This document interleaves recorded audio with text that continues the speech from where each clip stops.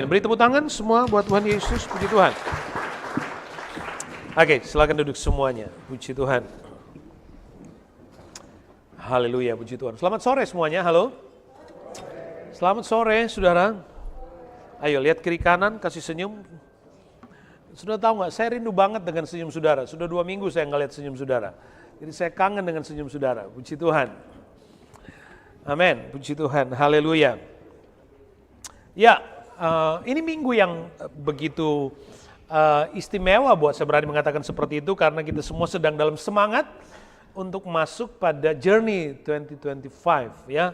Tuhan Yesus baik buat kita semua dan mari saudara saya berdoa supaya kita semua mengawali minggu ini dengan satu sikap rohani yang benar-benar dipenuhi, dikuasai dengan firman Tuhan supaya waktu kita masuk camp nanti ada kualitas yang baru ya, boleh mengawali perjalanan hidup rohani kita di minggu ini. Puji Tuhan. Terima kasih untuk doa-doa saudara dan semua yang kami sempat jalani di Indonesia itu semua berjalan dengan baik dan saya percaya itu juga karena doa-doa saudara. Puji Tuhan Yesus. Oke. Saya percaya semua baik-baik saja. Amin. Halo. Saya percaya semua baik-baik saja, bukan? Saudara kok nggak dengar sih? Ya, semua baik-baik saja, amin? Ayo, beri tepuk tangan sekali lagi buat Tuhan Yesus, puji Tuhan, haleluya. Oke. Saudara, hari ini saya coba mengambil tema, jika boleh disebut seperti itu, ya, mendatangkan kebaikan, puji Tuhan. Mari kita mengawali dengan membuka Roma pasal yang ke-8, ayat yang ke-28. Nggak apa-apa kalau misalnya nggak bisa multimedia, kalau nggak bisa udah di off aja sekalian, nggak apa-apa, ya. It's okay. Ya.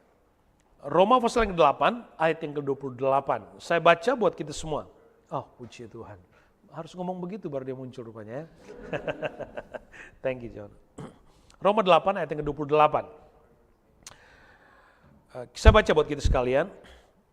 Kita tahu sekarang bahwa Allah turut bekerja dalam segala sesuatu untuk mendatangkan kebaikan bagi mereka yang mengasihi Dia, yaitu bagi mereka yang terpanggil sesuai dengan rencana Allah. Sekali lagi, kita tahu sekarang bahwa Allah turut bekerja dalam segala sesuatu untuk mendatangkan kebaikan bagi mereka yang mengasihi Dia, yaitu bagi mereka yang terpanggil sesuai dengan rencana Allah. Puji Tuhan. Saudara, saya percaya bahwa yang dimaksud dengan bagi mereka yang mengasihi Dia adalah kita semua. Amin. Saudara nggak yakin.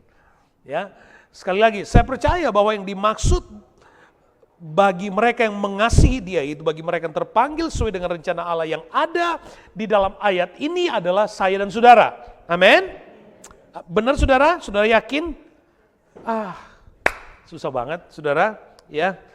Saya seharusnya belum pulang ya, harus tambah lagi kayaknya, lebih panjang lagi. Oke, puji Tuhan. Ya, sampai di mana saya tadi? Lebih panjang lagi. Ya, mendatangkan kebaikan bagi mereka. Nah, yang mengasihi Dia. Alkitab mengatakan dalam pembacaan ini Allah turut bekerja, atau kita bisa mengambil bagian penting, Allah bekerja untuk mendatangkan kebaikan. Allah bekerja. Allah kita adalah Allah yang hidup. Allah yang Alkitab sebut Allah yang tidak pernah tidur. Allah yang selalu aktif. Yesus katakan, Bapakku bekerja, maka aku pun turut bekerja juga. Jadi Allah yang kita sembah adalah Allah yang selalu aktif. Allah yang selalu melakukan sesuatu. Nah, jika kemudian ayat ini mengatakan bahwa Allah turut bekerja untuk mendatangkan kebaikan, maka sesungguhnya ini menjadi sesuatu yang sangat serius. Kalau saja kita meyakini atau cukup pegang ayat ini dengan baik, maka keimanan kita kepada Tuhan akan menjadi sesuatu yang berbeda. Akan ada semangat yang baru, akan ada kegairahan baru di dalam diri kita untuk percaya bahwa hari-hari hidup saya adalah perjalanan di mana Tuhan bekerja untuk mendatangkan kebaikan. Jadi kita tidak sekedar menikmati dia sebagai pribadi yang aktif, tetapi Allah sebagai pribadi yang aktif yang Alkitab tegaskan di sini, dia bekerja untuk mendatangkan kebaikan. Buat siapa? Saya sih mau menangkap bahwa yang dimaksud dengan bagi mereka yang mengasihi dia adalah saya. Saya nggak tahu kalau saudara mengimani hal yang sama. Saya mau menangkap hal itu, bahwa ia bekerja untuk mendatangkan kebaikan. Nah, ada frasa mendatangkan kebaikan di sini, maka yang dimaksud, kira-kira yang dimaksud dengan mendatangkan kebaikan di sini itu mengacu pada apa yang menjadi rancangan, apa yang menjadi rencana Tuhan, atau kita bisa memahami mendatangkan kebaikan di sini adalah kehendak Allah yang terbaik dalam hidup saya dan saudara. Itu, ya. Jadi Allah yang aktif tadi, yang tidak pernah tidur tadi, Allah yang terus bekerja mendatangkan kebaikan, adalah Allah yang secara aktif bekerja secara nyata untuk menggenapkan apa yang menjadi rancangan, apa yang menjadi rencana, apa yang menjadi kehendak Allah yang terbaik dalam hidup kita. Jadi saudara, ketika kita mengimani bahwa saya ada di Australia dan kita datang dengan satu keyakinan Tuhan yang bawa kita ada di sini, atau ketika Anda sedang ada pada posisi tertentu di area profesionalmu, atau ketika Anda sedang studi di kampus terbaik di kota ini, dan kita mengawali itu semua dengan doa kita, maka keyakinan ini harus dibangun supaya itu mengaktifkan iman kita, supaya kita lebih bergairah di dalam Tuhan. Bahwa ternyata kita ada di posisi kita hari ini, itu adalah bagian dari Allah sedang menggenapkan tujuan dan kehendaknya dalam hidup kita, dan dia secara aktif bekerja di dalamnya. Makanya kita suka nyanyi, selalu baru setiap pagi, baru setiap pagi. Kenapa? Karena Allah terus bekerja, dan apa yang Allah kerjakan dalam hidup kita adalah sesuatu yang selalu bermakna baru. Sehingga berkat minggu yang lalu tidak sama dengan berkat hari ini. Karena ia adalah pribadi yang aktif yang selalu menyediakan selalu yang baru dalam hidup kita. Nah, di dalam pembacaan lain, dalam Yohanes pasal yang ke-10 ayat yang ke-10 dikatakan, Yesus berkata di bagian B-nya, aku datang supaya mereka mempunyai hidup dan mempunyainya dalam segala kelimpahan. Jadi Allah yang bekerja itu, Alkitab katakan aku datang, Yesus kata aku datang supaya apa? Supaya domba-dombanya, supaya orang yang percaya kepadanya, yang mengasihinya, mempunyai hidup.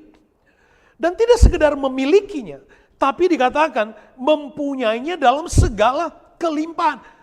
Artinya semua ruang di hidup kita dipenuhi dengan kehidupan yang Allah sediakan buat kita. Semua ruang di hidup kita ini dipenuhi dengan kebaikan Allah. Dipenuhi dengan kebaikan. Itu yang saya maksudkan. Seharusnya sampai di sini saja itu sudah cukup untuk membuat kekristenan kita lebih bergairah. Sampai di sini saja itu sudah cukup membuat alasan kita datang beribadah itu sungguh menjadi bermakna. Karena ia pribadi yang aktif bekerja mendatangkan kebaikan. Nah, lebih jauh lagi. Di dalam Mazmur pasal 31 ayat yang ke-20, Mazmur 31 ayat yang ke-20 berkata, alangkah limpahnya kebaikanmu yang telah kau simpan bagi orang yang takut akan engkau. Yang telah kau lakukan bagi orang yang berlindung padamu di hadapan manusia. Perhatikan, alangkah limpahnya kebaikanmu yang kau simpan bagi orang yang takut akan engkau. Jadi saudara, ia tidak sekedar menyediakan, tapi Alkitab katakan alangkah limpahnya kebaikanmu. Itu loh Tuhan yang saudara sembah.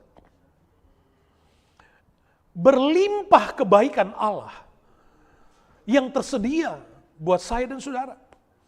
Jadi kehidupan beriman kita menjadi sesuatu yang tidak sekedar bergairah, tapi ada kepastian di situ.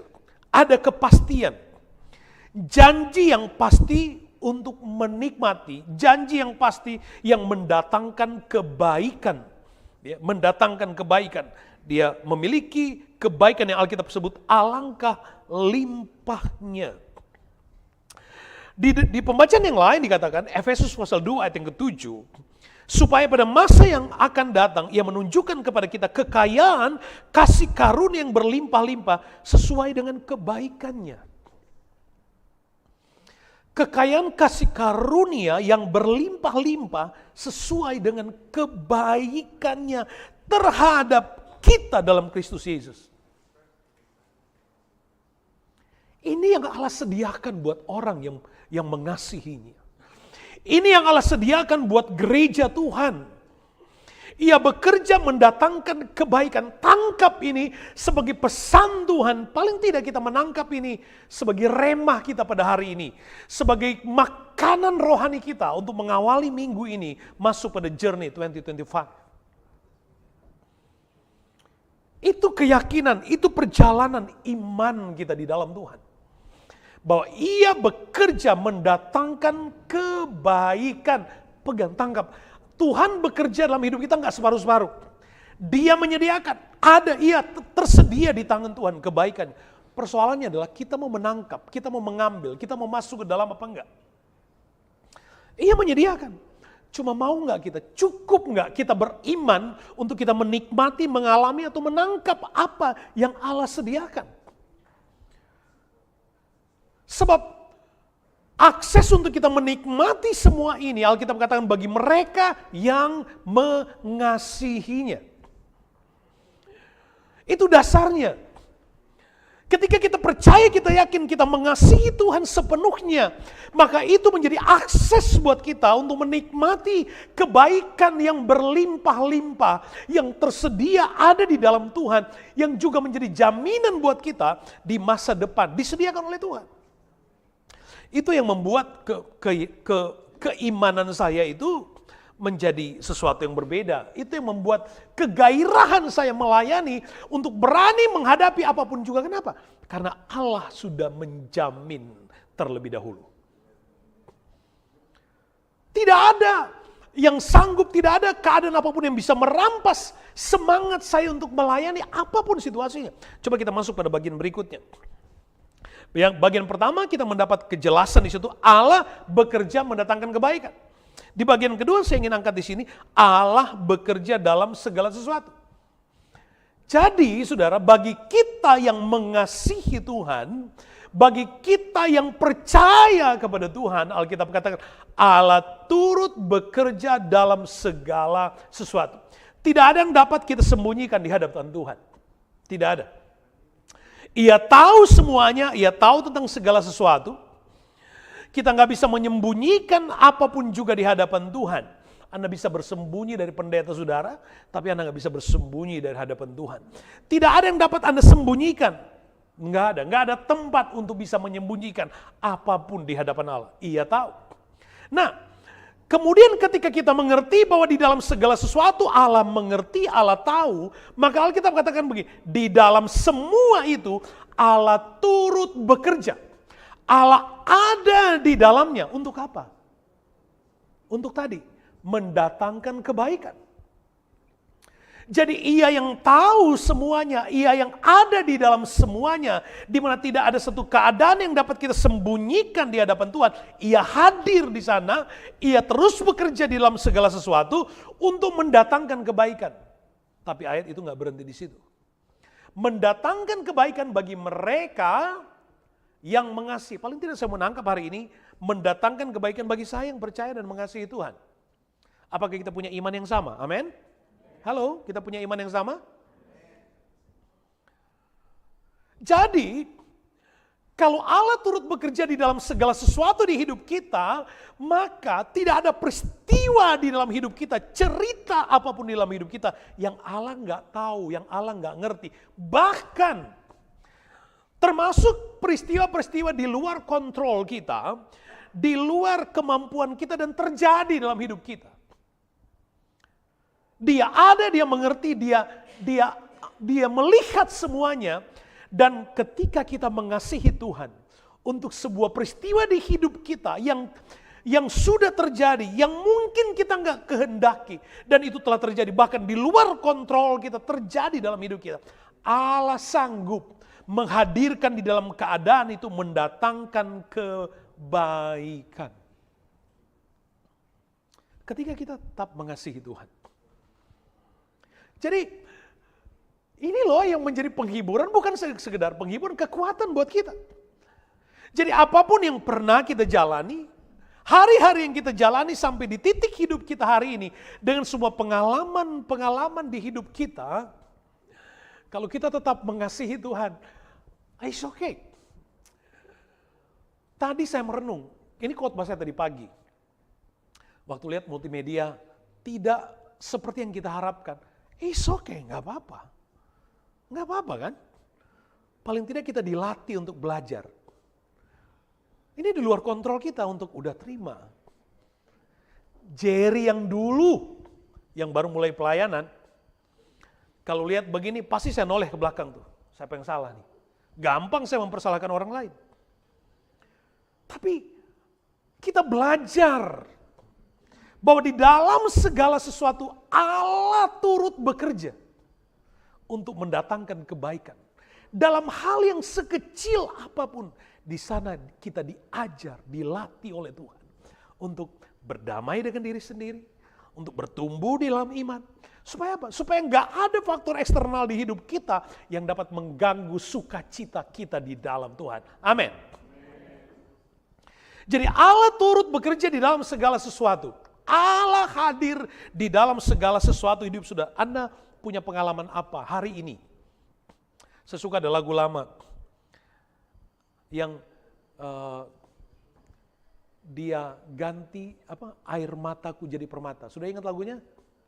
Coba gimana lagunya? Ada yang ingat gak? Dia rangkai. Coba yang tahu nyanyi coba. Dia rangkai air mataku jadi permata. Enak kan kalau dinyanyiin? Enak ya? Dan benar itu ungkapan yang nyata. Allah sanggup mengubah air mata kita menjadi kesukaan. Sebab air mata tidak selamanya eksklusif milik penderitaan, enggak. Ada air mata sukacita, benar? Tentu kita menolak air mata buaya. Tapi ada air mata sukacita. Allah ubah, Allah sanggup. Nah saudaraku yang kekasih di dalam Tuhan, makanya, dengar baik, dengar baik. Makanya kalau dia sanggup mengubah air mata jadi permata, jangan suka marah-marah. Belajarlah lebih sabar. Amin. Belajar dong lebih sabar. Jangan suka marah-marah. Kenapa? Karena tidak semua kebaikan datang dengan cara yang baik. Benar apa betul? Tapi yang pasti, waktu kita mengasihi Tuhan, Allah turut bekerja dalam segala sesuatu. Yang dimaksud dengan dalam segala sesuatu itu yang Anda sebut, aduh Tuhan kok bisa gini? Yang dimaksud dengan segala sesuatu adalah waktu Anda marah, protes, gak suka. Allah tetap ada di dalamnya untuk mendatangkan kebaikan ketika Anda sadar, oh iya, aku mengasihi Tuhan. Ia mengubah situasi dan keadaan seperti dia sanggup ubahkan untuk mendatangkan kebaikan. Perhatikan baik, Efesus 3:20 katakan begini. Bagi dialah yang dapat melakukan jauh lebih banyak dari apa yang kita doakan atau pikirkan. Seperti yang ternyata dari kuasa yang bekerja di dalam kita. Allah turut bekerja dalam segala sesuatu. Ia bekerja di dalam diri kita. Dan dikatakan di sini, ia dapat melakukan jauh lebih banyak dari apa yang kita doakan atau pikirkan. Ia hadir untuk mengerjakan dan mendatangkan kebaikan, melampaui imajinasi kita bahkan. Karena ia lebih tahu. Ia tahu semuanya, ia tahu segalanya. Dan dia ada di dalam semuanya. Bahkan dia melampaui apa yang dapat kita bayangkan sekalipun. Dan Alkitab katakan, ia dapat melakukan jauh lebih banyak. Cuman masalahnya, kita kadang-kadang mau mengambil alih pekerjaan Allah. Hanya karena alasan tidak sabar, Tuhan lama banget Tuhan bekerjanya. Dan kita coba buat visi kita, abid. Dengar baik, gak ada satu manusia pun bisa memastikan hari esok, gak ada. Ya, gak ada. Yang paling kita percaya di dunia ini yang bisa memastikan hari esok adalah apa itu? BMG ya? Ya untuk hujan itu apa tuh? Itulah. Iya. Badan Meteorologi itu apa tuh? Kalau Indonesia. Ya itu gitulah. Indonesianya maksud saya. Nah, kalau dia bilang hujan, Anda percaya toh? Cuman itu yang Anda benar-benar yakin. Jemuran nggak boleh. Besok masih hujan. Mau plan, mau jalan-jalan sampai mau ibadah padang nggak boleh. Hujan nanti. Tuhan udah ngomong, kebaikannya berlimpah. Ia sediakan untuk masa depan. Kenapa? Anda harus takut. Kenapa kita harus takut? Saya nggak pernah khawatir tentang keadaan apapun juga. Sekalipun kekhawatiran terus menyerang kehidupan manusia saya. Tapi saya berusaha melawan itu dengan iman saya. Sebab kekhawatiran tidak pernah dapat menolong dan menambahkan iman kita. Saya selalu katakan kalau dengan khawatir kita akan melihat perubahan yang semakin baik. Mari kita sama-sama khawatir. Tapi itu enggak.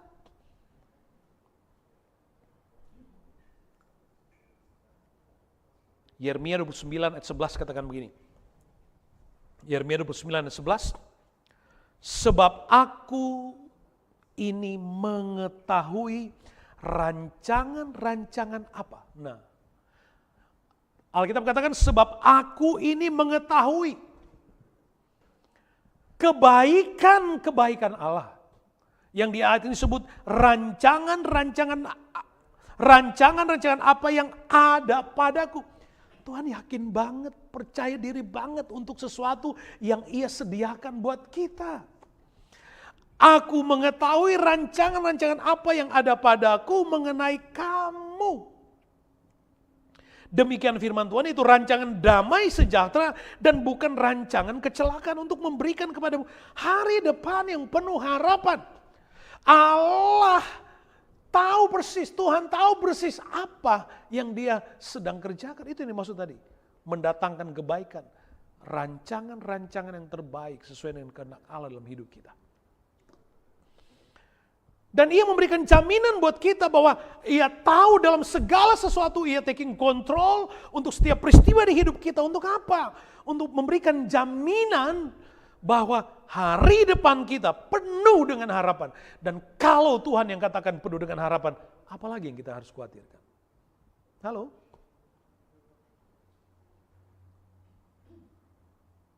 Jadi bagi kita, bagi Anda, bagi semua yang mengasihi Tuhan, alasannya cuma itu kok.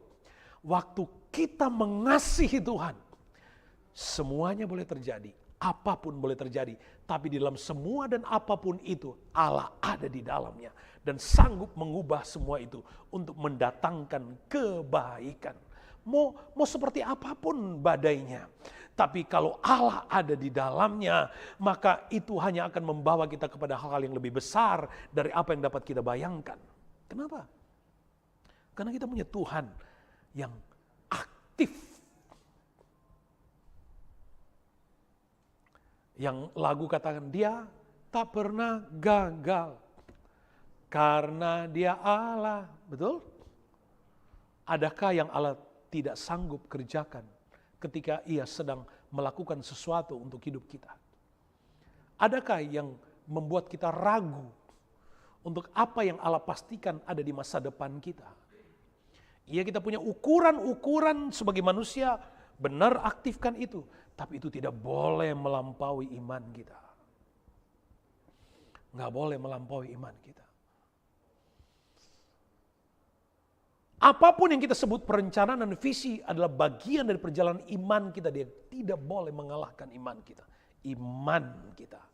Iman adalah cara pandang Kristus. Melihat dari cara pandang Kristus. Kalau Ia sudah memastikan, memberikan kehidupan dan memberikan kita dalam segala kelimpahan. Itu cukup buat kita bertumbuh, buat kita jalan di dalam Tuhan. Pegang ini baik, Anda sebagai seorang profesional, apapun areamu, pegang ini dengan baik. Jalani dengan baik. Tetaplah mengasihi Tuhan. Opportunity itu belum kelihatan kadang-kadang. Prestasi itu memang kadang-kadang kita nggak bisa ukur. Tapi waktu kita jalan dengan Tuhan. Waktu kita jalan dengan Tuhan. Tuhan sanggup bawa kita kepada kekaguman baru. Waktu kita jalan dengan Tuhan. Yang penting itu. Ayo dasarnya mengasihi Tuhan. Itu aja. Ada banyak hal yang gak bisa kita lakukan sendirian. Tapi waktu kita jalan dengan cinta yang penuh kepada Allah. Mengasihi Tuhan. Tuhan gak minta macam-macam kok sama kita. Kalau Anda mengasihi Tuhan, bukankah seseorang akan melakukan apapun juga untuk seseorang yang dia cintai? Benar? Apa saya harus tanya? Iya kan? Kalau untuk seseorang yang dia cintai, dia berani melakukan apapun juga termasuk untuk sesuatu yang tidak masuk akal. Benar apa betul? Coba saya tanya kepada mereka yang sedang jatuh cinta. Ada?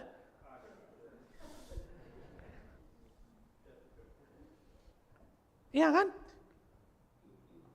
Lalu kenapa untuk sesuatu yang kepastiannya melampaui kekekalan, kita ragu-ragu. Untuk apa? Yang saya cuma tahu, saya selalu katakan, yang saya cuma tahu Tuhan yang panggil saya melayani. Itu aja. Yang saya tahu Tuhan panggil saya melayani. Yang lain-lainnya urusan Tuhan. Hanya itu iman saya. Tentu saya mengerjakan bagian saya. Iya. Tapi yang saya tahu Allah turut bekerja. Dan saya mau berkata bahwa Allah sudah mengerjakan banyak hal di jejak air mata saya. Dan hari ini saya boleh berkata bahwa di setiap tetes air mata yang pernah saya lalui di cerita hidup saya, Ia sudah mengubah itu menjadi permata di hari ini. Itu Tuhan yang kita sembah. Saya katakan tadi bahwa terkadang kebaikan itu datang dengan cara yang tidak baik. Apa yang saya maksudkan? Dengan cara tidak baik artinya tidak sesuai dengan ekspektasi kita. Tidak sesuai dengan rencana kita. Tapi Dia mengerjakan, melakukannya dengan satu kepastian iman. Ada beberapa contoh di sini. Saya mengambil contoh Yusuf. Kalau kita lihat cerita Yusuf di akhir ceritanya, enak sekali. Yusuf akhirnya menjadi orang nomor 2. Dia menjadi Perdana Menteri di Mesir. Dia menjadi orang yang mengubah sejarah bangsa Mesir menjadi bangsa yang besar. Dengan kebijakan politiknya dan kebijakan ekonominya. Mesir berubah. Tapi kalau kita lihat perjalanan hidup dari Yusuf. Apakah di titik itu Yusuf mulai akan mempersalahkan Tuhan dan telah no sama sekali. Lihat perjalanan hidup dari seorang anak yang paling disayang oleh ayahnya. Dia hadapi fakta dikhianati oleh saudara-saudara kandungnya dengan niat untuk dibunuh dan seterusnya. Dan perjalanan sedihnya tidak berhenti di situ. Di tempat yang dia tapaki di dalam perjalanan hidupnya berakhir di penjara yang menyedihkan. Tapi dia tetap mengasihi Tuhan. Dan mengasihi Tuhan itu cukup untuk Tuhan mengubah penjara itu. Menjadi cara Allah melentingkan hidupnya. Menjadi orang terpenting di Mesir. Menjadi orang terpenting. Lalu kemudian ketika Yusuf bertemu dengan keluarganya di dalam Kejadian pasal 50 ayat yang ke-20. Waktu kakak-kakaknya tahu bahwa itu Yusuf.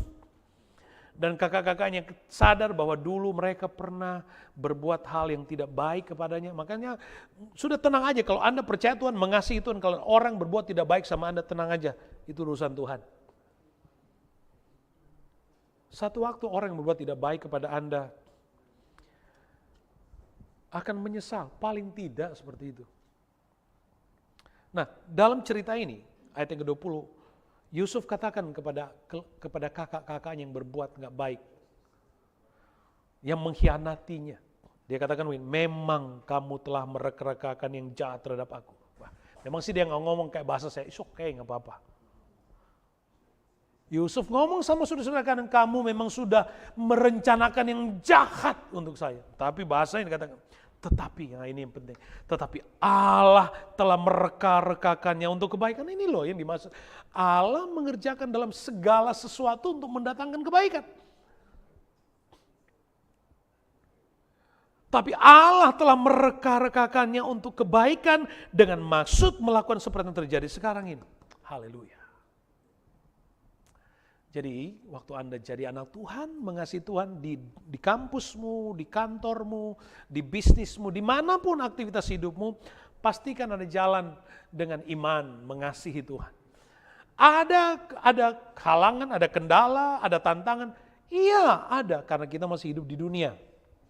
Tapi dengar baik, waktu kita mengasihi Tuhan, maka Allah sanggup mengubah segala peristiwa di hidup kita untuk mendatangkan kebaikan. Di satu titik kita akan melihat dan berkata, Tuhan, terima kasih Tuhan.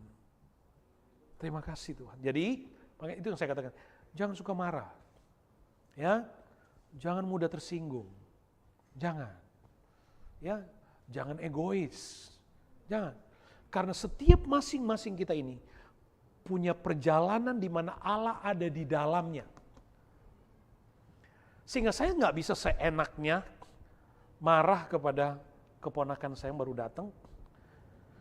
Seenaknya marah kepada dia. Karena Tuhan sedang bekerja di dalam hidupnya untuk mendatangkan kebaikan. Rugi banget kalau saya marah. Tapi jangan jadikan alasan kamu ada di sini ya.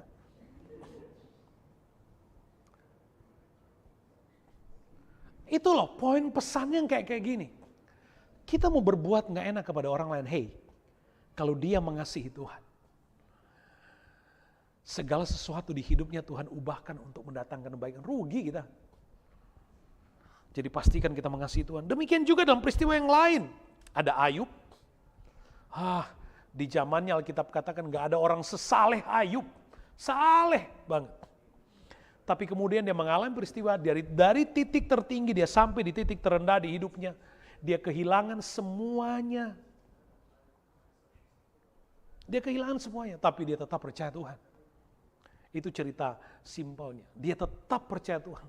Sampai kemudian di dalam Ayub 42 ayat 5 dia katakan, Tuhan, dulu aku hanya dengar tentang Engkau, tapi sekarang ketika aku melalui semua ini, sekarang mataku sendiri dapat melihat Engkau. Haleluya.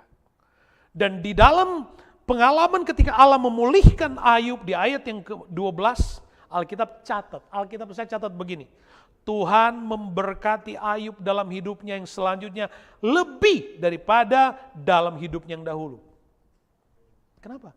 Karena di dalam segala sesuatu Allah turut bekerja mendatangkan kebaikan bagi mereka, highlight, bagi mereka yang mengasihinya. Kalau kita berhadapan dengan orang yang sedang menjalankan kehendak Allah, saya cuma bilang hati-hati. Hati-hati. Allah sedang mengerjakan bagiannya melalui kehidupan orang-orang yang mengasihinya. Percaya yang terbaik Allah sedang siapkan buat kita. Percaya bahwa di dalam segala sesuatu dan semuanya dalam setiap peristiwa di hidup kita, termasuk yang kita nggak tahu, yang kita belum tahu. Karena itu melampaui pikiran kita, dia ada dan dia sedang mengerjakan, bekerja di dalamnya untuk mendatangkan kebaikan. Pegang ini baik-baik, pegang ini baik-baik. Sehingga hidup beriman kita akan menjadi berbaik. Ini cara Tuhan. Termasuk Allah bekerja mendatangkan kebaikan untuk apa? Untuk meluruskan di hidup kita. Kalau ada yang bengkok di hidup kita, dia luruskan dengan caranya. Mengingatkan kita kalau kita sedang ada dalam keputusan yang salah, diingatkan kembali untuk mendatangkan kebaikan. Enak kalau kita ditegur, kalau kita diingatkan oleh firman Tuhan. Supaya apa? Supaya kita semakin mengerti kehendak Allah di hidup kita. Kita kembali kepada pembacaan awal kita, Roma 8 ayat 28. Roma, sudah hafal ya? Halo, hafal? Hafal? Hafal nggak? Ayo cepat, hafal nggak? Ya. Roma 8 ayat 28. 1, 2, 3. Kita tahu sekarang bahwa Allah turut bekerja dalam segala sesuatu untuk mendatangkan kebaikan bagi kita. Sekali lagi, bagi kita yang mengasihi Dia, yaitu bagi kita yang terpanggil sesuai dengan rencana. Berikan tepuk tangan buat Tuhan Yesus semuanya.